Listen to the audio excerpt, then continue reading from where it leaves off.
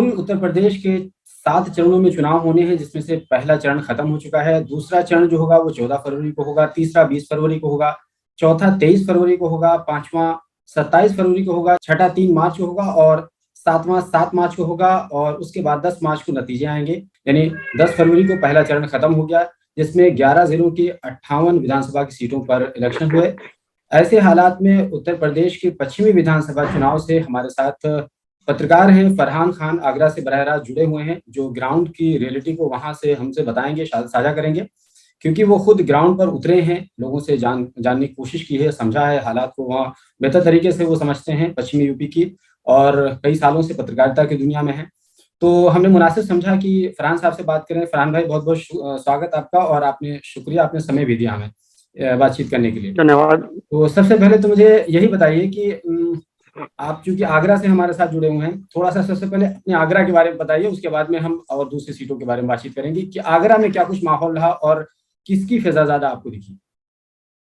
जी बिल्कुल, बताते चले कि आगरा में जब से आजाद हुआ है, देश भारत आजाद हुआ है, तब से आगरा में कांग्रेस की जो बढ़त है वो हमेशा लगातार देखने को मिली है। लेकिन सन 1989 के बाद में आगरा के अंदर कांग्रेस का वजूद जो है बिल्कुल खत्म होता हुआ देखने को मिला था।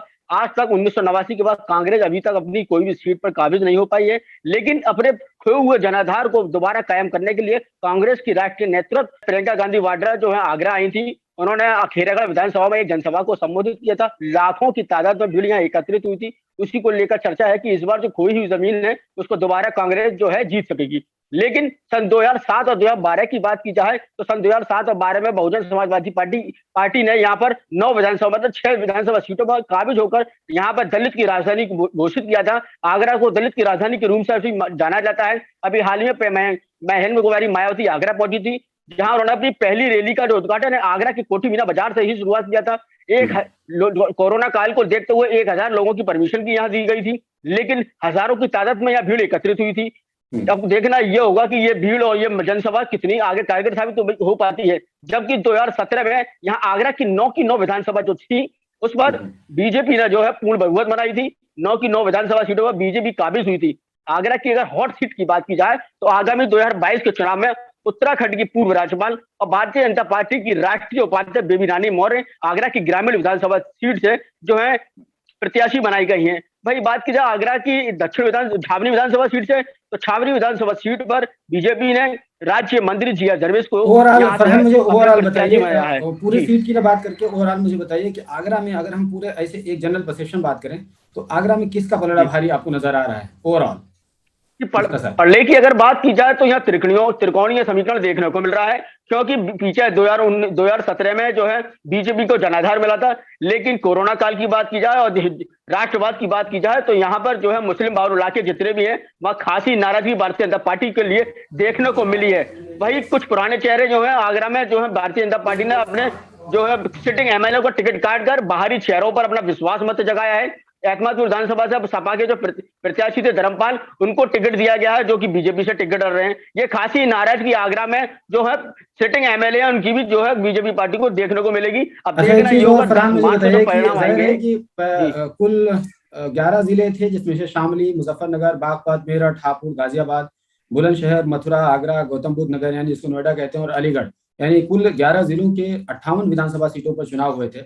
उसमें से आपने आगरा की बात कही, मैं थोड़ा सा और आगे बढ़ूं कि खासतौर से बागपत वगैरह जो किसानों का गढ़ माना जाता है, हम किसानों की बात कर लें तो जिस तरीके से बात कही जा रही थी कि बीजेपी के खिलाफ किसान जाएंगे, और संयुक्त मोर्चा ने अंततः ऐलान भी कर दिया था कि बीजेपी के खिलाफ हम वोट करेंगे, क्या वाकई में आपको ग्राउंड पर इस तरीके का दिखा? वाकई में किसान बीजेपी के खिलाफ नजर आए या कुछ और भी दूसरी वहां तस्वीर दिखाई दी आपको कुछ?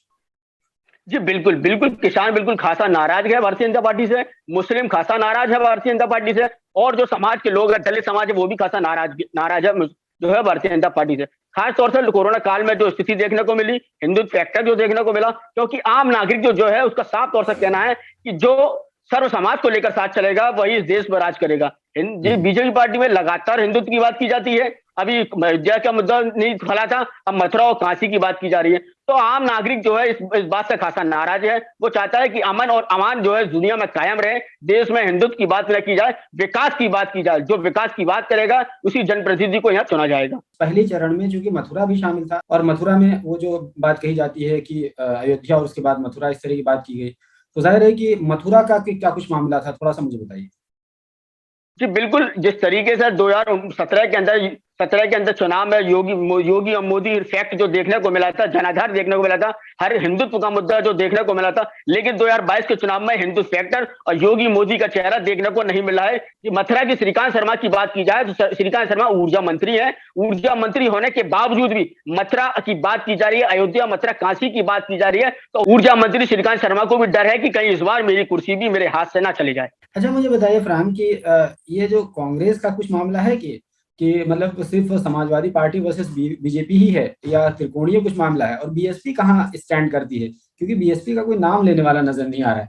आप ग्राउंड पर गए थे और आपने लोगों से मुलाकात की होगी, तो बीएसपी का कोई नाम ले रहा है कि नहीं नाम ले रहा है? बसपा की अगर बात की जाए तो बहन भवानी मायावती एक वीडियो सोशल मीडिया पर तेजी से वायरल हो रहा है। वो वीडियो काफी पुराना बताया जा रहा है कि अगर हम सत्ता में, अगर कोई प्रत्याशी मुस्लिम खड़ा होता है तो आप उसको ना वोट देकर बीजेपी को वोट कर दें। तो इससे मुस्लिम बाहुल इलाकों में जो है मुस्लिमों में खासी नाराजगी साफ तौर से देखने को मिल रही है। इसलिए जो मुकाबले की बात किया यूपी विधानसभा 2022 की, तो सपा और बीजेपी, मतलब कि सपा बीजेपी, सपा रालोद गठबंधन और बीजेपी में ही जो है फाइट साफ तौर से देखने को मिल रही है। और बढ़त की बात की जाए पश्चिमी उत्तर प्रदेश की, तो पश्चिमी उत्तर प्रदेश में जो जिस तरीके से 2017 में बीजेपी का जनाधार साफ तौर से देखने को मिला था, अब वो जादू योगी और मोदी का जादू। जी अच्छा, मुझे बताइए कि कांग्रेस का हम थोड़ा समझना चाह रहे हैं, क्योंकि अगला जो फेज है उसमें संभल भी है, यानी 14 फरवरी का जो दूसरा चरण होगा उसमें संभल भी शामिल है। यानी दूसरे फेज में हम बात करें तो सहारनपुर है, बिजनौर है, अमरोहा है, संभल है, मुरादाबाद है, रामपुर है, बरेली है, बदायूं, शाहजहांपुर है, यानी कुल 9 जिले हैं। तो उन 9 जिलों में 55 सीटों पर दूसरे चरण में चुनाव मतदान होना है।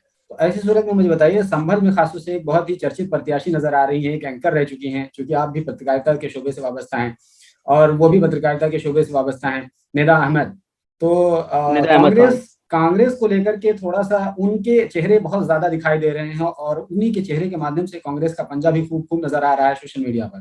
तो मुझे बताइए कि कांग्रेस का कुछ मामला उज्जवल होता नजर आ रहा है पश्चिमी यूपी में, और क्योंकि जब हम बात कांग्रेस की करते हैं तो हम सिर्फ और सिर्फ एक कैंडिडेट की बात नहीं करते हैं, बल्कि हम पूरे कांग्रेस पार्टी की बात करते हैं। जी बिल्कुल, आपको बता चलिए जिस तरीके से कांग्रेस ने उत्तर प्रदेश की प्रभारी प्रियंका गांधी वाड्रा को उत्तर प्रदेश की कमान सौंपी है, वो लगातार उत्तर प्रदेश की कमान को नारा दिए हुए हैं, मैं लड़की हूं, लड़ सकती हूं। निदा अहमद खान जो पत्रकार हैं, संभल से चुनाव लड़ रही हैं। महिलाओं की बात की जाती है कांग्रेस में, और महिलाओं को ज्यादा से ज्यादा टिकट भी कांग्रेस ने दिया है। इसको लेकर भी फैक्ट है कि आगामी जो परिणाम शुरू होगा, कांग्रेस उत्तर प्रदेश में बढ़त दिखाती हुई पड़ रही है। क्योंकि पश्चिमी यूपी में कांग्रेस का बहुत ज्यादा जनाधार हमको नजर नहीं आ रहा है। समाजवादी पार्टी तो है ही है, साथ ही साथ रालोद है, तो यही दोनों का मामला समझ में आ रहा है, या तो फिर बीजेपी है। लेकिन बीएसपी का भी थोड़ा बहुत है, बहुत ज्यादा नहीं है, खासतौर से सहारनपुर और मुजफ्फरनगर के एरिया में बीएसपी है। कुल मिलाकर हम ये कहें कि कांग्रेस का क्या कुछ मामला है, कांग्रेस सीट वगैरह निकाल पाएगी, आपको लगता है? जी बिल्कुल, आगरा की बात की, आगरा की 9 विधानसभा सीटों में से एक सीट खेरागढ़ विधानसभा की कांग्रेस के खाते में जाती हुई दिखाई पड़ रही है। अच्छा। पश्चिमी उत्तर प्रदेश की बात की जाए तो 1 से 2 सीटें कांग्रेस के खाते में जाती हुई साफ तौर से दिखाई पड़ रही हैं। अगर हम जो 58 सीटों का आकलन करेंगे तो उसमें से 1 से 2 सीटों पर कांग्रेस को जीतती हुई देख रहे हैं दिखाई पड़ रही है। जी, और समाजवादी पार्टी के खाते में कितना कुछ आ सकता है, थोड़ा सा मुझे आकलन करें। हम 58 सीटों को देखें तो समाजवादी पार्टी के खाते में कितना कुछ आ सकता है? समाजवादी खाते की अगर बात की जाए तो पिछले विधानसभा चुनाव में समाजवादी पार्टी को बहुत नुकसान हुआ था और भारतीय जनता पार्टी को बढ़त मिली थी। लेकिन अब जो फैक्ट जो चल रहा है गठबंधन का, तो उसमें 30 से 35 सीटें समाजवादी पार्टी के खाते में जाती हुई साफ तौर से दिखाई पड़ रही हैं। 5 से 7 सीटें सब बसपा के खाते में, और बाकी जो सीटें हैं वो कांग्रेस और बीजेपी में, मतलब कि 2 सीट कांग्रेस की और बाकी जो बचती है वो बीजेपी के खाते में जाती हुई दिखाई पड़ रही है। कुल मिलाकर हम ये बात करें तो बीएसपी का बहुत ज्यादा जनाधार नहीं बचा है, कांग्रेस का बहुत ज्यादा जनाधार नहीं बचा है। अलबत्ता बीजेपी और समाजवादी पार्टी का गठबंधन जो होगा वही बहुत बड़ा फैक्टर होगा वेस्ट यूपी में, अगर हम आपके हिसाब से समझें तो शुक्रिया फरहान, आपने हमें समय दिया। Alpha hospital and trauma centre, engineering college चौराहा, सीतापुर रोड, लखनऊ।